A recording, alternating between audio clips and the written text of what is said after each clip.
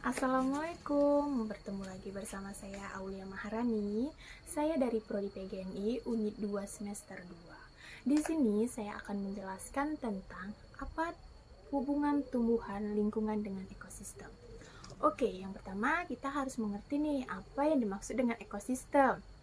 Ekosistem adalah suatu sistem ekologi yang terbentuk oleh hubungan timbal balik tak terpisahkan antara dua makhluk hidup dengan lingkungannya.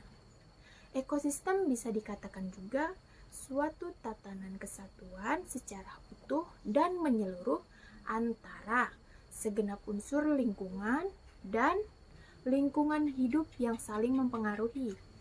Oke, di sini ada contoh tentang ekosistem, di mana ekosistem itu terdapat di bumi ini, yaitu ada air, tumbuhan, manusia, gunung, pepohonan, rumput, dan lain-lain. Kemudian apa nih hubungan tumbuhan dengan ekosistem? Hubungan antara perkembangbiakan tumbuhan dengan keseimbangan ekosistem sangatlah erat.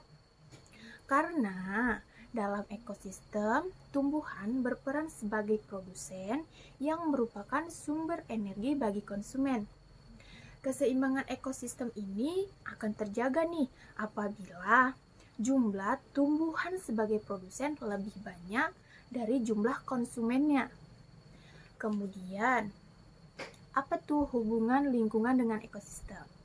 Oh ya, lingkungan terbagi menjadi dua loh. Yang pertama, lingkungan abiotik dan lingkungan biotik.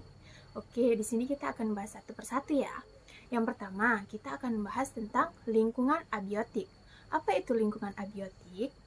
Lingkungan abiotik adalah keadaan fisik dan juga kimia yang ada di sekitar organisme. Yang medium dan substrat juga menunjang berlangsungnya kehidupan organisme itu sendiri. Contohnya nih, ada di sini tentang abiotik, yaitu air, sinar matahari, tanah, dan juga udara. Contoh di situ dapat kita lihat ya. Kemudian yang kedua adalah lingkungan biotik. Apa itu lingkungan biotik? Lingkungan biotik adalah lingkungan yang terdiri atas makhluk hidup yang bernyawa. Apa saja nih contohnya? Oke, di sini saya punya 3 contoh dalam lingkungan biotik. Yang pertama adalah hewan, tumbuhan, dan manusia. Dari ketiga tersebut yang memiliki nyawa dan juga hidup. Kemudian di sini saya akan membahas tentang simbiosis. Apa itu simbiosis? Simbiosis adalah sebuah hubungan sangat dekat dengan antara dua makhluk hidup berbeda atau bisa dikatakan hidup bersama.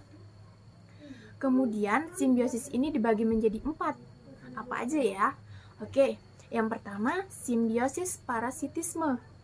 Simbiosis parasitisme ini adalah bentuk interaksi yang terjadi antara dua populasi yang satu pihak menguntungkan dan satu pihak lagi dirugikan, ataupun tanpa menyebabkan kematiannya langsung. Contohnya itu adalah benalu yang hidup pada tumbuhan inang. Bisa kita lihat di sini adalah simbiosis parasitisme. Oke, yang kedua adalah simbiosis komensalisme. Simbiosis komensalisme ini adalah hubungan timbal balik antara dua makhluk hidup yang menguntungkan satu pihak yang lain dan dirugikan maupun diuntungkan. Contohnya nih, tanaman anggrek yang menumpang hidup pada pohon mangga. Dapat kita lihat di sini ya, tumbuhan anggrek yang menumpang hidup pada pohon mangga. Oke, yang ketiga adalah simbiosis mutualisme. Simbiosis mutualisme ini adalah hubungan timbal balik antara dua makhluk hidup yang berbeda saling menguntungkan.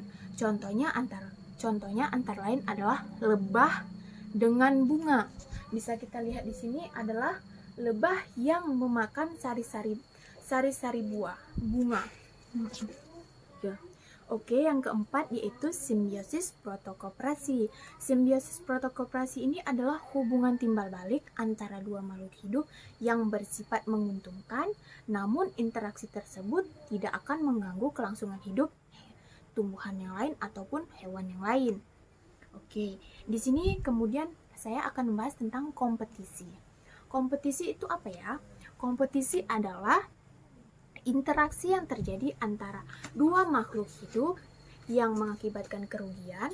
Kerugiannya keduanya ada beberapa jenis spesies. Memang bisa hidup berdampingan dalam sebuah kelompok jika di antara keduanya memiliki jenis kebutuhan yang berbeda di suatu tempat ataupun habitat. Oke, yang selanjutnya adalah predasi. Apa itu predasi? Predasi adalah interaksi yang terjadi antar pemangsa dan pemangsanya. Predasi adalah sebuah interaksi makhluk yang merugikan salah satu makhluk, karena predasi menguntungkan satu pihak saja. Kemudian di sini saya akan menjelaskan tentang rantai makanan. Sebuah peristiwa makanan dan dimakan yang terjadi antara makhluk hidup dengan urutan tertentu. Bisa kita lihat di sini adalah rantai makanan.